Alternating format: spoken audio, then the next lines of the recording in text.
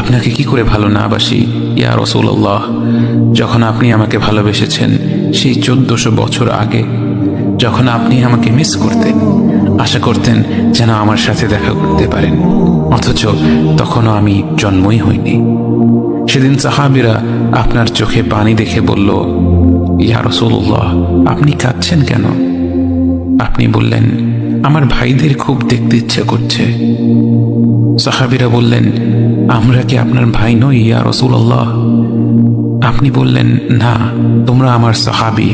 আমার ভাই হলো তারা যারা আমার পরে আসবে এবং আমাকে কখনো না দেখেও তারা আমাকে বিশ্বাস করবে। মৃত্যুশয্যায় শুয়ে আপনার অন্তরে এই চিন্তা ছিল যে আমাদের পরিণতি কি হবে।